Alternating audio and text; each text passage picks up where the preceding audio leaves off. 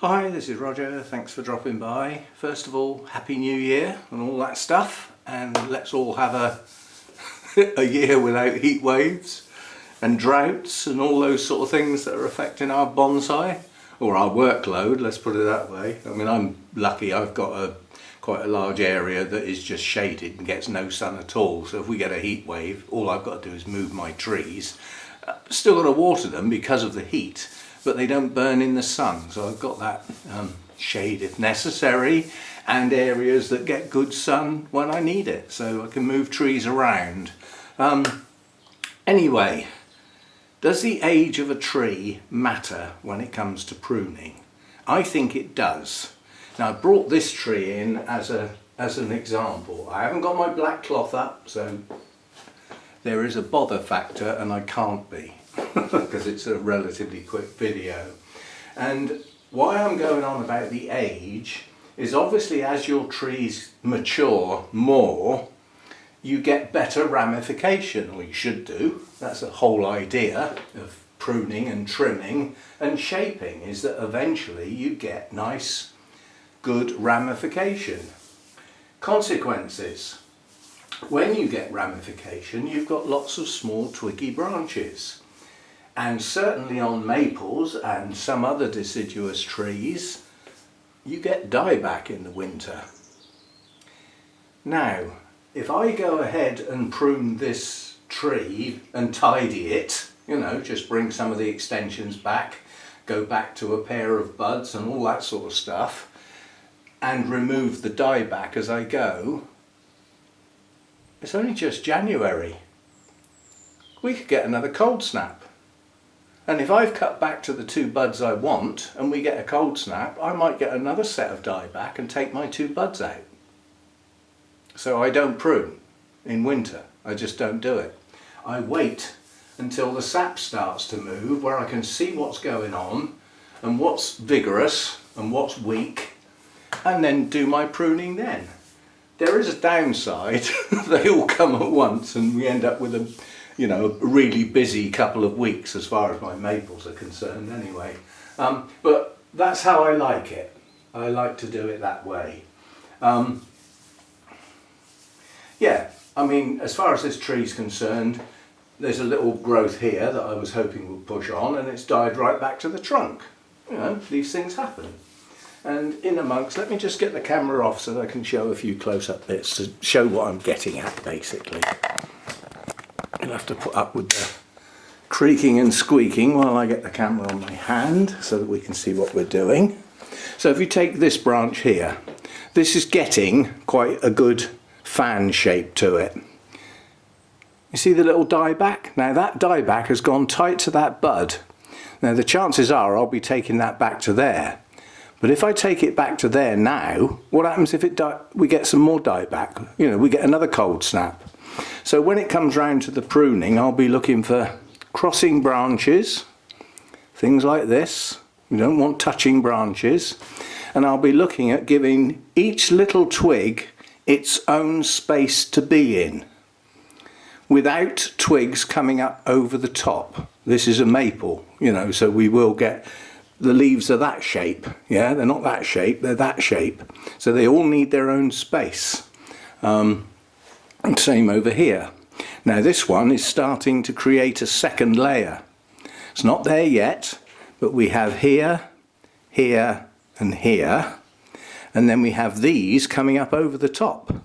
So if I can get some separation here without snapping them, yeah, then we end up with a lower layer and a higher layer, which will be good.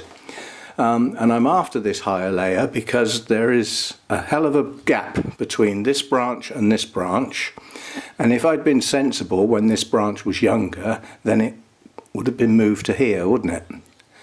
But that was in early days when I used to just let trees grow and do their own thing.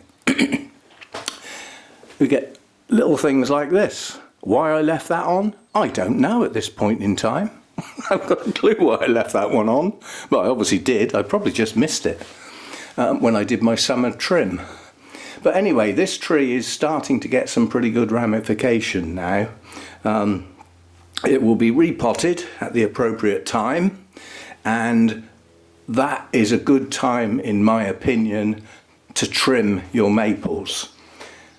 You put a tree under quite a bit of stress by repotting it. You end up damaging roots, removing roots, shaping roots, changing the media. It's quite a shock to everything below ground.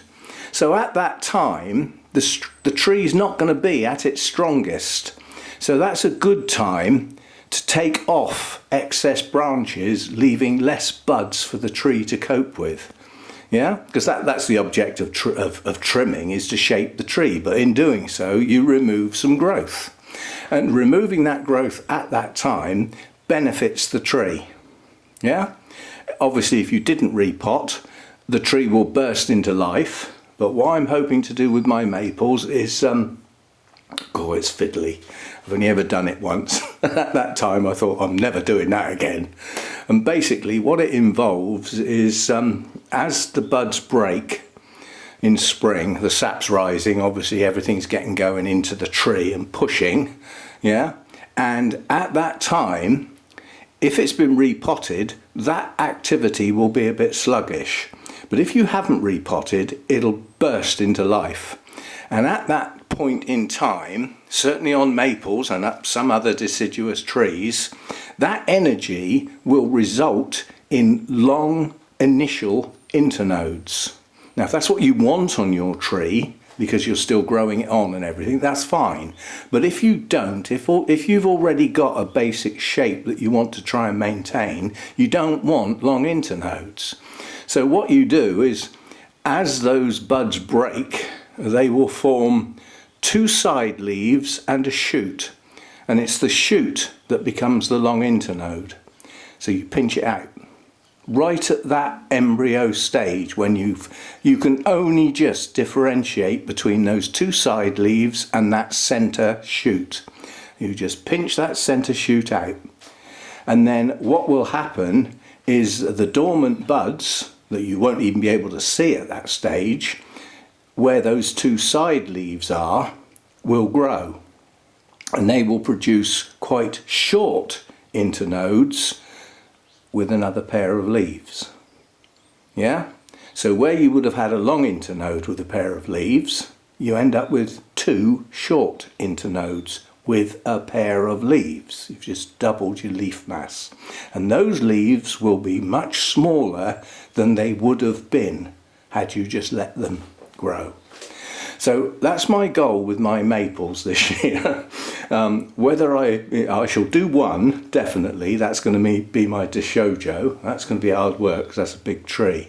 And I'm hoping to do it with my two smaller maples, this one and its sister tree that's a very similar, well, it's exactly the same age and a similar sort of stage of its life.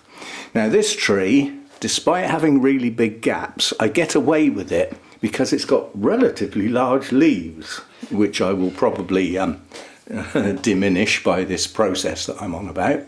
Oh, there's nuthatch on the bird feeder. I don't know whether you can see that. And a coal tit.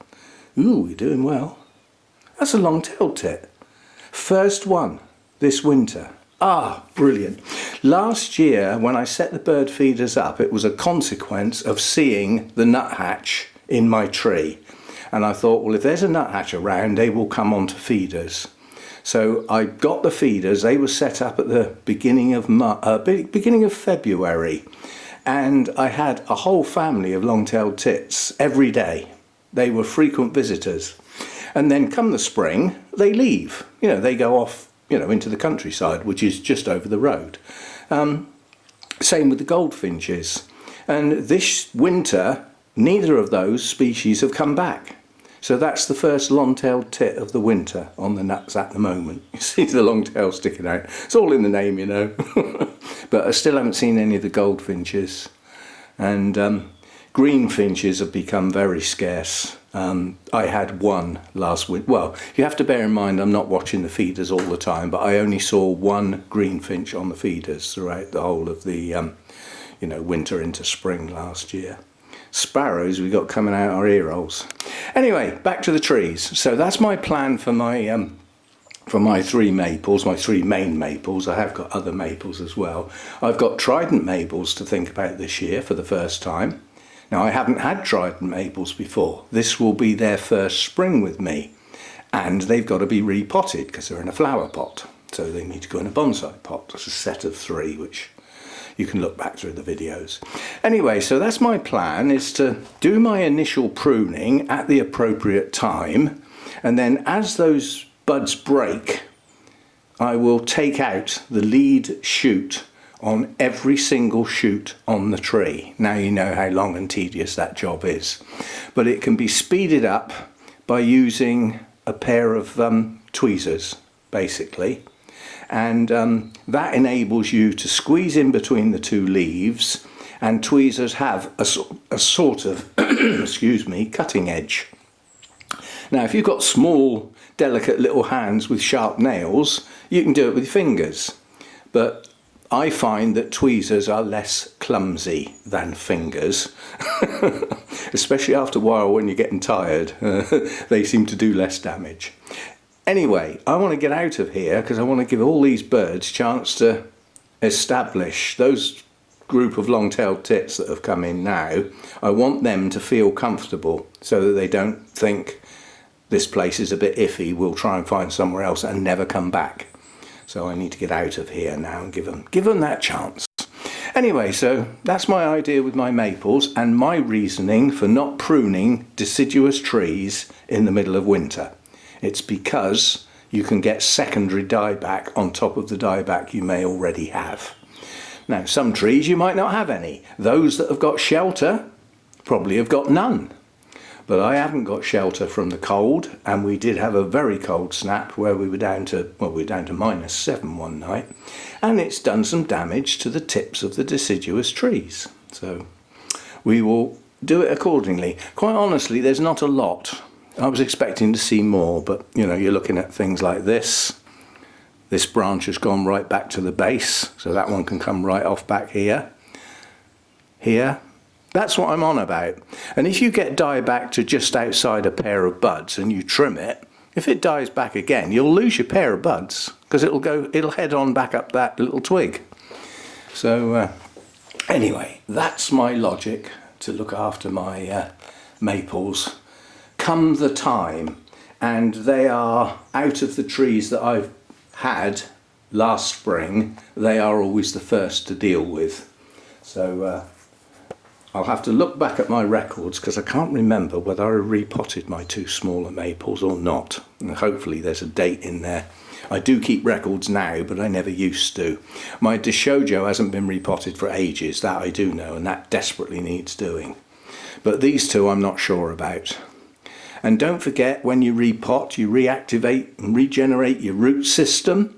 Yeah, well, that takes a while, so your trees are not vigorous initially after a repot. That time of year, they take a while to get going again, and they need that time to get going again, and you'll find probably that your top growth is a little limited initially, and then as those roots take off, your top growth goes mad. And that'll often be in the middle of the season. Anyway, let's hope we have a good bonsai season. I've made a list of the events on my calendar that I wish to go to. It's not many, but I will be going to a few. So they're marked on the calendar, and we'll go from there. And anyway, good luck with your trees. Hope you get no absolute losses. I mean, so far everything I've got looks okay. You know, I don't seem to have lost any trees, given that I don't have any shelter at all. They seem to be okay. I was lucky with that really cold snap that lasted about a fortnight. Doesn't sound long, does it, in the big scheme of things, but you know, it was long enough. And my trees were relatively dry as they went into that period. So, you know, they weren't a block of ice as such, literally. They were relatively dry. And at those temperatures, they don't need water anyway. They're not growing. So anyway, so there we go. That's my theory for my maples. And yeah, well, come the season, we'll have to get on with it. Work to do, and lots of it. See you next time.